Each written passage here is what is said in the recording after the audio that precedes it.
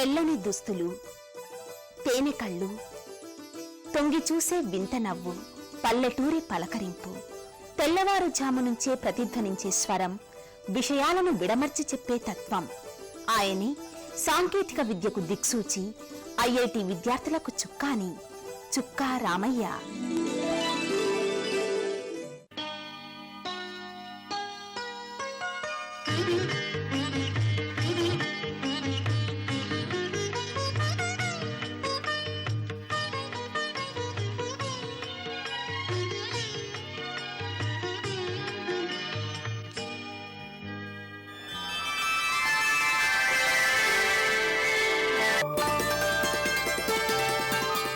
ఆయనకు విద్య వ్యాపారం కాదు, విలువల కొలువు. ఆయనకు బోధన ఉపాధి కాదు, బాధ్యతల కొలమానం. ఆయన దృష్టిలో గురు శిష్య బంధం యాంత్రికం కాదు, అది వ్యక్తిత్వ వికాసానికి దోహదకారి. విద్యావేత్త చుక్కా రామయ్య 1928వ సంవత్సరం నవంబర్ 20వ తేదీన వరంగల్ జిల్లా గూడూరు గ్రామంలో జన్మించారు. ఆయన తల్లిదండ్రులు నరసమ్మ, అనంతరామయ్య, భార్య లక్ష్మి. శ్రీనివాస్, ఉమా, రాజేశ్వరి, అచ్యుత్ కుమార్లు వీరి సంతానం. నిజాయితీ, పారదర్శకతలను జీవన సూత్రాలుగా రామయ్య మాస్టారు పాటిస్తారు. చుక్కా రామయ్య నాటి సనాతన సంప్రదాయ కుటుంబంలో జన్మించారు. కట్టుబాట్లు ఉల్లంఘిస్తే జరుగుబాటు లేని రోజులవి. ఆ సమయంలోనే గాంధీజీ పిలుపుతో అస్పృశ్యత నివారణోద్యమం గ్రామ గ్రామాన్ని తాకింది. ఆ స్ఫూర్తితో రామయ్య దళిత వాడలను శుభ్రం చేశాడు. ఫలితం ప్రాయశ్చిత్తం చేసుకోవాలని పెద్దల హెచ్చరిక. అయినా రామయ్య ఖాతరు చేయలేదు. 14 ఏళ్లు వచ్చే నాటికి రామయ్య తండ్రి చనిపోవడంతో కుటుంబ భారం తల్లి మీద పడింది. అంతలో ఆ ఊరి భూస్వామి చేయని అప్పు కింద పొలం కాజేయడంతో రామయ్య పసి మనసులో భూస్వామ్య వ్యవస్థపై కసిరేకెత్తింది.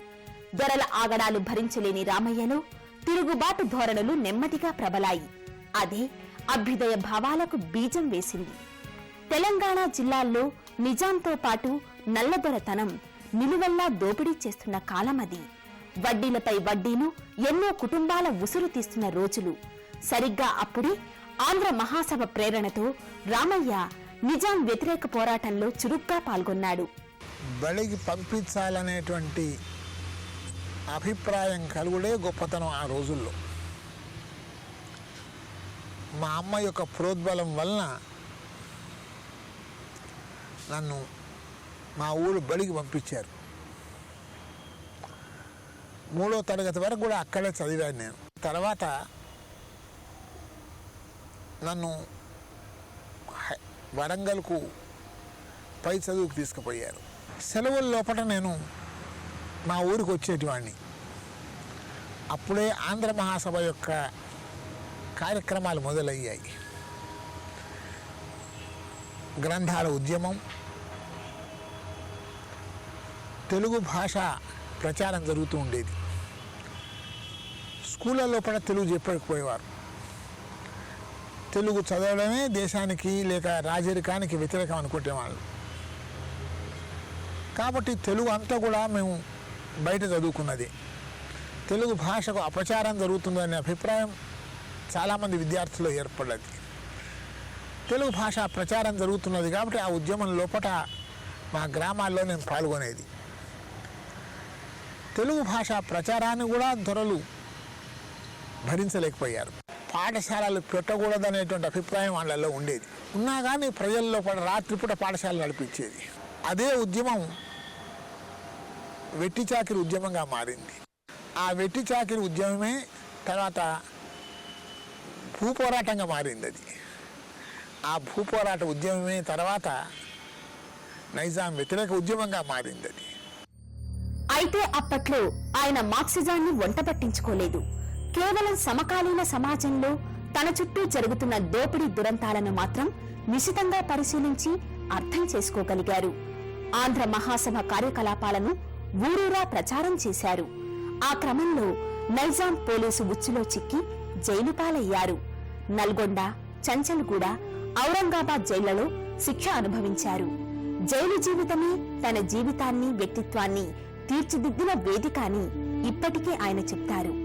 జైలు జీవితంలో నేను చాలామంది డాక్టర్సు, ఇంజనీర్సు, లాయర్సు, ఎంతో చదువుకున్న మేధావుల యొక్క సంపర్కంలో ఉండేటువంటి అవకాశం నాకు దొరికింది. అప్పుడు నా వయసు కేవలం 20 సంవత్సరాలు. పండిత్ జవహర్లాల్ నెహ్రూ రాసినటువంటి గ్లిప్స్ ఆఫ్ ఇండియా అక్కడనే చదివాను నేను.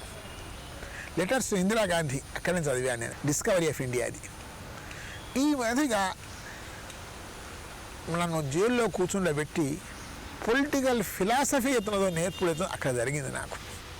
అంటే రాజకీయ పరిజ్ఞానం నేర్చుకున్నది నేను జైల్లో నేర్చుకున్నా. అనుభవమైన పాఠశాల నాకు ఎత్తున ఊళ్ళు నేర్పినట్టయితే జైలు జీవితం నాకు రాజకీయ యొక్క ఫిలాసఫీ నేర్పింది. జైలు జీవితంలో నాకు చాలా అనుభవజ్ఞులైనటువంటి త్యాగమూర్తులైనటువంటి మనుషులను చూసే అవకాశం దక్కింది. వాళ్ళ జీవితాల యొక్క ప్రభావం నా మీద పడ్డది. జైలుకెళ్లిన వారు తిరిగొస్తారన్న నమ్మకం లేని రోజులవి.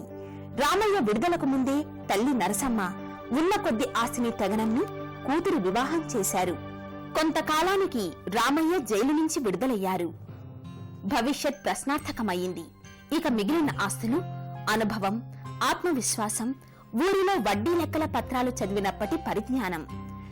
చివరకు జనగామలోని ఓ ప్రైవేటు పాఠశాలలో ఉపాధ్యాయునిగా చేరారు.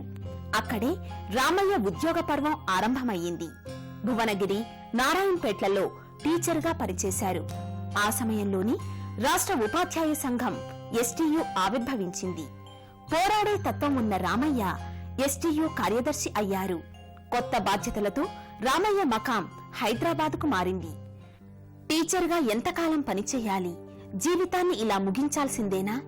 ఇలా నెమ్మదిగా ఆయనలో అంతర్మథనం ఆరంభమయ్యింది. ఫలితమే తిరిగి గణిత శాస్త్రంలో BA చదివారు. ర్యాంకు సాధించారు. ఆ పట్టుదలతోనే ఉస్మానియా విశ్వవిద్యాలయంలో సీటు దొరికింది. చదువు పూర్తయిన వెంటనే సిద్దిపేట ప్రభుత్వ డిగ్రీ కళాశాలలో లెక్చర్గా పుష్కరకాల ఉద్యోగం. ఆపై నాగార్జునసాగర్ గురుకుల డిగ్రీ కళాశాల ప్రిన్సిపాల్గా పనిచేశారు. నిత్యం లెక్కల చిక్కులు విప్పే రామయ్య వృత్తిరీత్యా వివిధ జిల్లాల్లోని పాఠశాలలు, కళాశాలల్లో తన సేవలందించారు. 1950లో గణిత శాస్త్ర బోధకుడిగా ఉపాధ్యాయ వృత్తిని ఆయన ఆరంభించారు. 1951 నుండి 54 వరకు భువనగిరి ప్రభుత్వ పాఠశాలలో, 1954 నుంచి 56 వరకు నారాయణపేట ప్రభుత్వ ఉన్నత పాఠశాలలో పనిచేశారు. 1957 నుండి 64 వరకు హైదరాబాద్లోని గోషామహల్ హైస్కూల్లోనూ, సర్దార్ పటేల్ పాఠశాలలోనూ తన సేవలందించారు. 65 నుండి 75 వరకు సిద్దిపేట ప్రభుత్వ కళాశాలలో, 1976 నుండి 80 వరకు నల్గొండ ప్రభుత్వ డిగ్రీ కళాశాలలో గణిత శాస్త్ర అధ్యాపకునిగా పనిచేసి వేల మంది విద్యార్థులపై తనదైన ముద్రను వేశారు. 1981 నుండి 83 వరకు నాగార్జున సాగర్లోని ఏపీ రెసిడెన్షియల్ డిగ్రీ కాలేజీలో పనిచేసి ఎందరో విద్యార్థుల భవిష్యత్తుకు బాటలు వేశారు. గోషామహల్ హై స్కూల్లో నేను విద్యార్థిగా చదువుతున్నప్పుడు వారు భౌతిక శాస్త్రం బోధన చేసేవారు. వారు ఫిజిక్స్ చెప్తున్నప్పుడు క్లాస్లో ఉన్న విద్యార్థులంతా ఎంతో శ్రద్ధగా, ఎంతో భక్తిగా వారు వినేవాళ్ళు. తన్మయత్వమై మాకు అరటిపండు ఒలిచి చేతిలో పెట్టిన విధంగా ఉండేది. మళ్ళీ ఇంటికి వచ్చి చదవకపోయినా ఫిజిక్స్లో మంచి మార్కులు వచ్చేటటువంటి పరిస్థితిగా వారు బోధించేవారు. ఒక ఆదర్శమైనటువంటి ఉపాధ్యాయునిగా మేము భావించేవాళ్ళం. నిరాడంబరతో అది సామాన్యమైనటువంటి వ్యక్తిగా వారు వారి వస్త్రాలే కానీ, వారి భాషనే కానీ, వారి యొక్క అలవాట్లే కానీ అవన్నీ కూడా విద్యార్థులకు చాలా ఆదర్శనీయంగా ఉండేటువంటిగా ఉన్నాయి. నేను 83లో శాసన మండలికి ఉపాధ్యాయ నియోజకవర్గం నుంచి పోటీ చేయవలసి వచ్చింది. 84లో ఆ ఎన్నికల్లో ఓడిపోయిన తర్వాత చాలా అయోమయ స్థితిలో ఉంటుంది. నేను కుటుంబం నడుచుడే చాలా కష్టంగా ఉండేది. ఏం చేయాలనే అయోమయ పరిస్థితిలో నేను బాసరకు వచ్చిన. కాబట్టి బాసర నా జీవితం లోపల ఒక ప్రధానమైన మైలురాయి అనుకుంటాను నేను. ఇక్కడ ఒక వారం రోజులు ఉన్నాను నేను. ప్రశాంతంగా ఆలోచించేటువంటి అవకాశం చిక్కింది, కొంత స్ఫూర్తి కలిగింది. హైదరాబాద్ చేరుకున్న తరువాత ఆర్థిక ఇబ్బందులతో కుటుంబం గడవడం కష్టమయ్యింది. ఎంతకీ మంజూరు కాని పింఛను. ఆ సంఘర్షణే ఆయనను ఐఐటి విద్యార్థులకు శిక్షణ ఇచ్చే దిశగా నడిపించింది. కొందరు మిత్రులతో కలిసి రామయ్య ఐఐటి అభ్యర్థులకు శిక్షణ ప్రారంభించారు. అది ఆయనకు కొత్త జీవితం. గత 20 సంవత్సరాల నుండి తెలివిగల పిల్లల మధ్యన ఉండే అవకాశం చిక్కింది. నేను ఎంఎస్సిలో నేర్చుకున్న దానికన్నా నా పిల్లలతో నేర్చుకునేదే నాకు ఎక్కువగా కనబడ్డది. చాలాసార్లు నేను 10 స్టెప్స్లో ఒక సొల్యూషన్ ఇస్తే మా స్టూడెంట్స్ 4 స్టెప్స్లో దానికి ఆన్సర్ ఇచ్చారు. నేను చెప్పింది ఎక్కువనా లేక నేను నేర్చుకునేది ఎక్కువనా అని మీరే ఆలోచించండి. కాబట్టి చదువు అంటే ఒకరి నుంచి ఒకరికి పోయేది కాదు, ఇద్దరి కలిసెత్తులో వెలిగేదే చదువు. అప్పటి నుంచి చుక్కా రామయ్య ఐఐటి రామయ్యగా ప్రసిద్ధులయ్యారు. అసలు మా ఐఐటి శిక్షణ సంస్థను ఏర్పాటు చేసిన ఘనత విద్యార్థులదే అంటారు రామయ్య. ఐఐటిలో రామయ్య సంస్థకు ర్యాంకుల పంట పండింది. ఐఐటీలలో వేలాది మంది ఆంధ్రదేశ విద్యార్థులకు ప్రవేశం లభించింది. జాతీయ స్థాయిలో తెలుగు జాతి కీర్తి పతాక రెపరెపలాడింది. ఆయన సంస్థలో శిక్షణ పొందడానికి కొన్ని వేల మంది విద్యార్థుల పోటీ. ఒత్తిళ్ల సంఖ్య చెప్పనలవి కాదు. అయినా పరిమిత సంఖ్యలో తాము చెప్పగలిగినంత మేరకే శిక్షణ ఇస్తారు. అసలు ఐఐటి అనేది సాంకేతిక విద్యకు మానవీయ కోణం అందించే ప్రయత్నమంటారు రామయ్య. పండిత్ జవహర్లాల్ నెహ్రూ కొత్త కలగన్నాడు. అసలు పిల్లవానికి ఇంజనీరింగ్ సబ్జెక్టు ప్రధానం చేసుడు కాదు, ఇంజనీర్కు సోషల్ అవుట్లుక్ ఉండాలి అన్నాడు. అంటే అతనికి సోషల్ అవుట్లుక్తో సహా ప్రాబ్లమ్ సాల్వింగ్ అనేది ఒకటి రావాలి.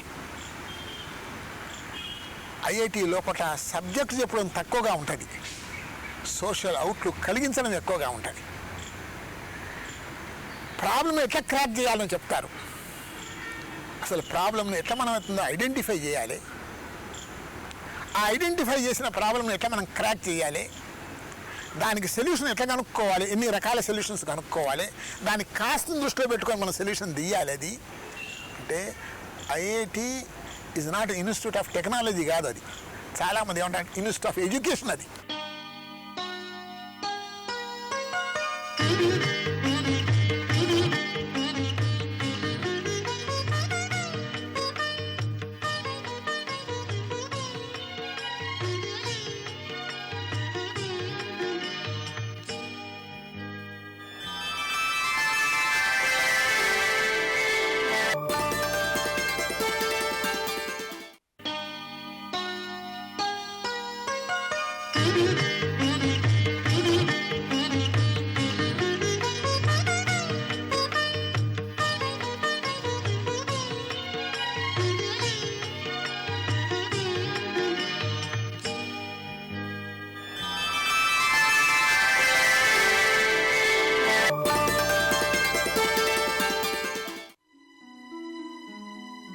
బాసర సరస్వతీదేవి ఆయన ఆరాధ్యం.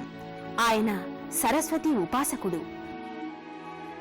ఐఐటిని అక్కడ నెలకొల్పితే విద్యార్థులకు సరస్వతీదేవి అండదండలు పుష్కలంగా లభిస్తాయని ఆయన విశ్వాసం. గోదావరి తీరాన వనరులను ఉపయోగించుకుని వ్యవసాయాన్ని సాంకేతిక పరిజ్ఞానంతో జతకలిపి గ్రామాలను స్వయం పోషకంగా అభివృద్ధి చేసే దిశగా బాసర ఐఐటి ఏర్పాటు జరగాలని రామయ్య దృఢంగా చెబుతారు. ఐఐటీస్ లోపల ఈ దేశం యొక్క అవసరాల గురించి పరిశోధన జరగవలసి ఉన్నది. ఇక్కడ అగ్రికల్చర్ ఆధారం చేసుకొని ఎన్నో విలేజెస్ లోపల సెల్ఫ్ సఫిషియన్సీకి ఎన్నో ఇండస్ట్రీస్ రావాల్సి ఉన్నాయి. ఆ ఇండస్ట్రీ పైన పరిశోధన జరగవలసి ఉన్నది. అంటే అగ్రికల్చర్ని ఆధారం చేసుకొని గ్రామాలను సెల్ఫ్ సఫిషియెంట్ చేయాలంటే టెక్నాలజీని ఉపయోగించి గ్రామాలను సెల్ఫ్ సఫిషియెంట్ చేసడానికి కోసం ఐఐటీస్ ఉపయోగపడవలసిందని. అంతేకాదు బయోటెక్నాలజీ అవుతుందో ఇక్కడ చాలా ఫారెస్ట్రీ ఉన్నది కాబట్టి కోయ లోపల ఎన్నో డ్రగ్స్ ఉన్నాయి. ఆ డ్రగ్స్ను ఆధారం చేసుకొని ఫార్మటిక్స్ డెవలప్ చేయవలసి ఉన్నది. అంటే there are plenty resources in Hyderabad district, plenty resources in Godavari Bank. వీటన్నిటిని ఆధారం చేసుకొని మీరు పరిశోధన చేస్తే తెలంగాణ గడ్డపైన ఎన్నో ఇండస్ట్రీస్ వచ్చే అవకాశం ఉంటుంది. మీకు స్టాన్ఫర్డ్ పెట్టే నాడు స్టాన్ఫర్డ్లో ఒక ఇండస్ట్రీ లేదు, కానీ స్టాన్ఫర్డ్లో చదువుకున్న వాళ్ళందరూ కూడా దాని పక్కన వచ్చి ఇండస్ట్రీ పెట్టారు. చాలామందికి అభిప్రాయం ఏంటంటే ఇండస్ట్రీస్ మధ్యన ఐఐటి పెట్టాలని అనుకుంటారు, కానీ ఐఐటి ఉన్న దిక్కున ఇండస్ట్రీస్ వస్తాయి.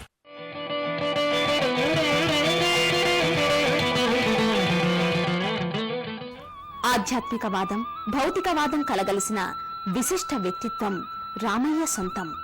ఆధ్యాత్మికవాదం, భౌతికవాదం నదికి రెండు గట్లు లాంటివి అంటారు రామయ్య. ఈ రెండింటి సమ్మేళనంతో జీవితం సాఫీగా నడుస్తుందని ఆయన విశ్వాసం. అసలు ఏ సిద్ధాంతమైనా మానవత్వాన్ని ప్రబోధించాలని రామయ్య ఆశిస్తారు. గణితం ఆయనకు ఓ జీవన విధానం, ఓ సమస్యను పరిష్కరించే ఎత్తుగడ. అసలు మార్క్సిజానికి, మ్యాథ్స్కు మానవ సమాజ పరిణామ క్రమాన్ని విశ్లేషించిన గతితర్కమే భూమికని రామయ్య విశ్లేషిస్తారు. మార్క్సిజం ఒక తర్కశాస్త్రం, మ్యాథమెటిక్స్ కూడా తర్కశాస్త్రమే. అంటే ఎట్లయితే ఒక చెట్టు నుంచి, ఒక కొమ్మ నుంచి ఇంకో కొమ్మకి ఎట్లయితే దుంకవచ్చునో, మ్యాథమెటిక్స్ చదువుకున్న వానికి మార్క్సిజం చాలా తొందరగా అర్థమవుతుంది. అంటే డైలెక్టివిజం మీకు అర్థం కావాలంటే మ్యాథమెటిక్స్ స్టూడెంట్ అయితేనే ఈజీగా అర్థమవుతుంది. ఒక కొమ్మ నుంచి ఇంకో కొమ్మకు దుంకినట్టే అనిపించింది నాకు. కాబట్టి మార్క్సిజము మనిషి యొక్క జీవిత విధానాన్ని సైంటిఫిక్గా, లాజికల్గా ఆలోచించేటువంటి శాస్త్రం అనిపించింది. కాబట్టి దాని యొక్క ప్రభావం నా మీద కొంత పడిందనే ఒప్పుకోవాలి నేను. అదే నా యొక్క జీవన విధానానికి కూడా ఒక భూమిక ఏర్పడ్డది. మానవ పరిణామ క్రమం లోపల ఎత్తుగడలతోనైతే సమాజం పెరిగిందో, మ్యాథమెటిక్స్ స్టూడెంట్ కూడా ఒక స్టెప్ నుంచి ఇంకో స్టెప్కి పోతాడు. అది ఎట్లో నాకు మ్యాథమెటిక్స్ లోపల కనబడినటువంటి విషయం. అది నిజమైన మ్యాథమెటిక్స్. ఆయన చాలా సాదాసీదా మనిషి, విద్యారంగంలో క్రమశిక్షణ కలిగిన సైనికుడు. ఆయన గొప్ప స్ఫూర్తి ప్రదాత. ఆయన నెరపుతున్న సాధారణ జీవితం నుంచి, ఉన్నత విద్య కోసం తప్పిస్తున్న ఆయన నిబద్ధత నుంచి నేనెంతో నేర్చుకున్నాను.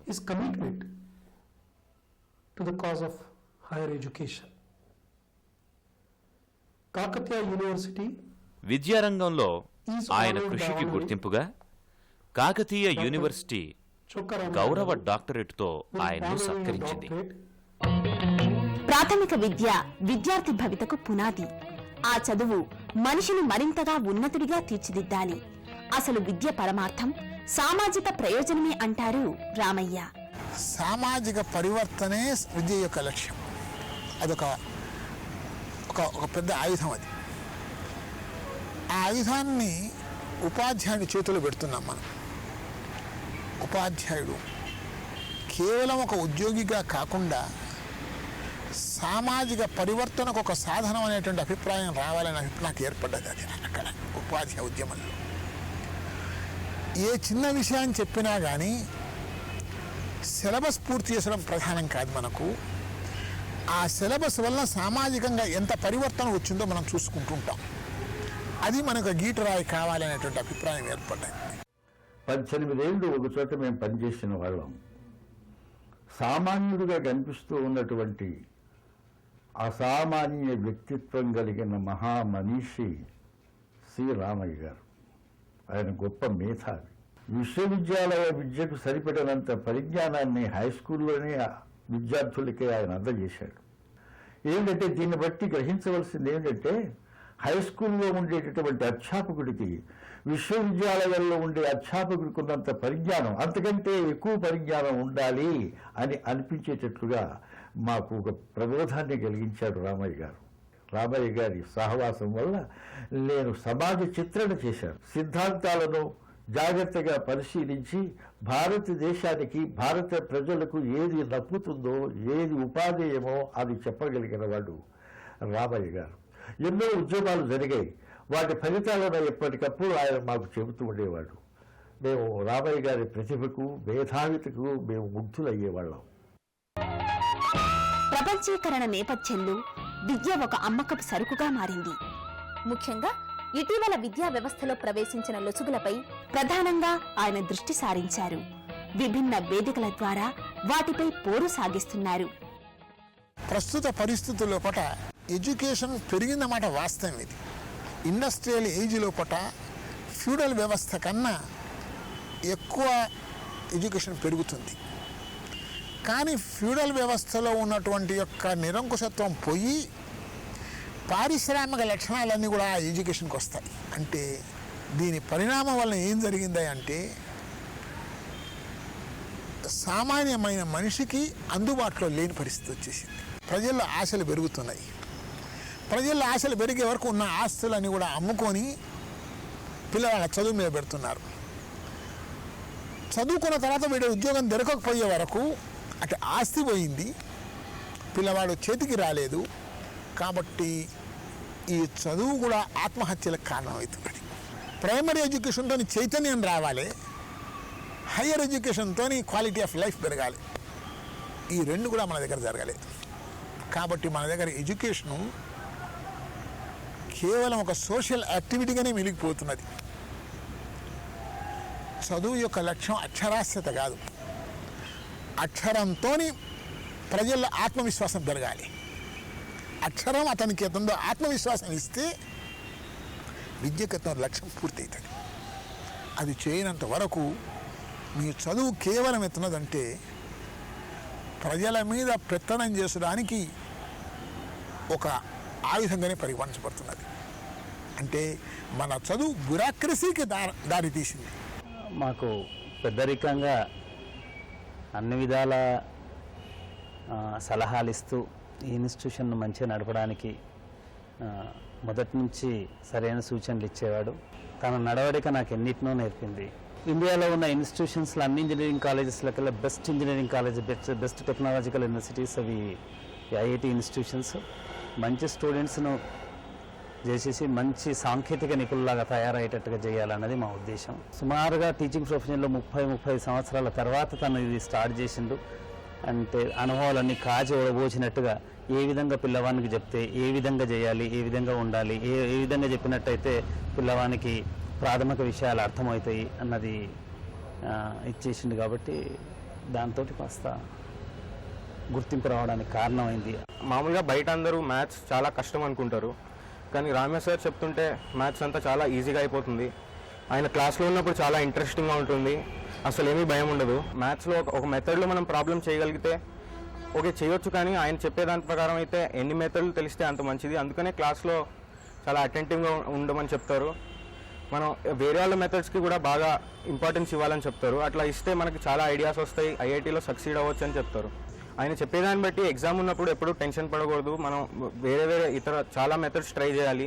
ట్రై చేస్తే ఏదో ఒక మెథడ్ వస్తుంది. ఆ మెథడ్స్ మీద ఆయన చాలా కాన్సన్ట్రేట్ చేస్తారు. ఇట్లాంటివన్నీ ఆయన చెప్తుంటే చాలా ఇంట్రెస్టింగ్గా అనిపిస్తుంది సబ్జెక్ట్. మ్యాథమెటిక్స్తో పాటు సైన్స్ అంటే రామయ్యకు చాలా మక్కువ. సైన్స్ను, టెక్నాలజీని హ్యూమనిటీస్తో జత కలిపినప్పుడు మాత్రమే మానవ సమాజ అభివృద్ధి సరైన దిశలో సాగుతుందని ఆయన ప్రగాఢ విశ్వాసం. బాసరలో ఉరకలెత్తే గోదావరిని చూసినప్పుడల్లా రామయ్య మనసు ఉత్సాహంతో ఉప్పొంగుతుంటుంది. ఆ నదీ జలాలను ఉపయోగించుకుని సాంకేతిక ప్రగతితో సామాన్యుని ముంగిట ప్రగతి ఫలాలు అందచేయవచ్చని ఆయన తపిస్తారు. నీళ్ళు చూసినప్పుడల్లా ఎంతో మనకెంతో ఉత్సాహం వస్తుంటుంది. ఈ భూమిలో ఈ గడ్డ లోపల ఎంత నీరున్నది, ఫారెస్ట్రీ ఉన్నది, బయోకెమిస్ట్రీని మనం డెవలప్ చేసుకోవచ్చు, కొత్త ఇండస్ట్రీస్ ఇక్కడికి మనం తీసుకురావచ్చు, వనరులు ఉన్నాయి, మేధావులు ఉన్నారు, చేసే మనుషులు కావాలని అనిపిస్తుంది. ఇలాంటి ప్రాంతం లోపల సాంకేతిక విద్యాలయం వస్తే ఆ సాంకేతిక విద్యాలయం యొక్క పరిశోధనలు సామాన్య మనిషికి అనుభవిస్తే ఈ ప్రాంతం సస్యశ్యామలం కావాలనేటువంటి కాంక్షించే మనుషులు నేను ఒక్కడి. 76 వసంతాలు పలకరించిన తరిగిపోని ఉత్సాహం, చెక్కు చెదరని ఆత్మవిశ్వాసం, క్రమశిక్షణతో కూడిన జీవితం. ఆయన మాటలు ఇప్పటికీ పల్లెటూరి పరిమళాన్ని పంచుతాయి. రామయ్య చల్లని చూపులు ఎదుటివారిపై ఆప్యాయతను కురిపిస్తాయి. సంప్రదాయకంగా కనిపిస్తూ ఆధునికంగా ఆలోచించే విలక్షణ వ్యక్తిత్వం రామయ్య సొంతం. మా గ్రామంలో అభివృద్ధి పరచుడకై వారు ముందుకు వచ్చి మా యొక్క శివాలయం అభివృద్ధి చేసినారు. ఇక్కడ శివాలయం వారు పునః ప్రతిష్ఠ చేయించి చాలా ఉత్సాహంతో చాలా పెద్దలంది కూడా తీసుకొచ్చి ఆ గ్రామ అభివృద్ధి కొరకు చాలా ప్రోత్సహిస్తున్నారు. గ్రామం చివరి పోయినా కూడా వారికి సహాయాలు అందిస్తున్నారు. వారు పాఠశాలకు మరియు ఇక్కడ ఉన్న విద్యార్థులకు కూడా చాలా ప్రోత్సాహంతో చదివిస్తూ వారు చాలా అభివృద్ధి ఉన్నారు. దీని ద్వారా మా యొక్క గ్రామం లోపల కూడా విద్యార్థులు చాలా ఉత్సాహంతో చదువుతున్నారు. 10th పాస్ చాలా ఇంజనీర్స్ అయినారు. నిత్య పరిశోధకుడిగా మసలే రామయ్య తన తల్లి నరసమ్మను జీవిత స్ఫూర్తిదాతగా పేర్కొంటారు. సామాన్య ప్రజానీకంలో ఉద్యమ స్ఫూర్తిని నింపిన పుచ్చలపల్లి సుందరయ్యను ఆరాధిస్తారు. మ్యాగ్జిమ్ గోర్కీ రచనలను ఇష్టపడే రామయ్య అమ్మ పుస్తకం తనను ఎంతగానో ప్రభావితం చేసిందంటారు. రోమన్లకే కాదు యావత్ ప్రపంచానికి లెక్కల మర్మాన్ని తెలియచెప్పిన డైఫంటైన్ను గణిత శాస్త్ర శోధనలో ఆదర్శమూర్తిగా పరిగణిస్తారు. కిస్మత్ చలనచిత్రాన్ని తాను మెచ్చిన చిత్రంగా అభివర్ణిస్తారు. రాజ్ కపూర్, నర్గిస్లు ఆయనకు అభిమాన నటీనటులు. తెలుపు రంగును ఇష్టపడే రామయ్య ఖాదీ దుస్తులనే ధరిస్తారు. తీరిక వేళల్లో బాసరలో సెదదీరుతారు. ఆకుకూర అంటే అమితంగా ఇష్టపడతారు. ఆయన నిరంతర విద్యార్థి, జీవన సమరంలో అలుపెరగని యాత్రికుడు, ఐఐటి విద్యార్థులకు దిశానిర్దేశకుడు, ఆధునిక భారతావనికి మార్గదర్శకుడు.